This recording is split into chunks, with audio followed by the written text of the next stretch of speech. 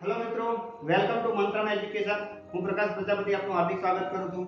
મિત્રો, આપણે જે સિરીઝ ચાલી રહી છે બિન સચિવાલયની પરીક્ષાની, તો તેના ભાગ રૂપે આપણે એક નવી સિરીઝ ચાલુ કરવા જઈ રહ્યા છે કે જે છે ગુજરાતી સાહિત્યની। તો મિત્રો, આપણે ગુજરાતી સાહિત્યમાં કયા ટોપિક જોઈશું, કેટલા ટોપિક જોઈશું અને કઈ રીતે જોઈશું તેની બેઝિક માહિતી મેળવીએ।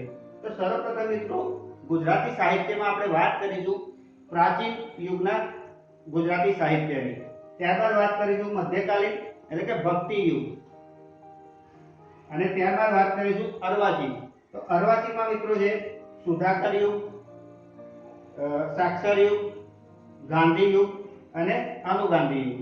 તો મિત્રો, આવા કંઈક ચાર સ્લેબ પાડીશું આપણે ગુજરાતી સાહિત્યને ભણવા માટે, અને તેમાં આવતા કવિઓનો તેમના પ્રમાણે આપણે અભ્યાસ કરીશું। હવે મિત્રો, જો બેઝિક વાત કરીએ પ્રાચીન યુગની, તો પ્રાચીન યુગમાં જેમ હેમચંદ્રાચાર્ય થઈ ગયા, મેરુતુંગ થઈ ગયા, તે બધા આપણે પ્રાચીન યુગમાં તેમની વાત કરીશું।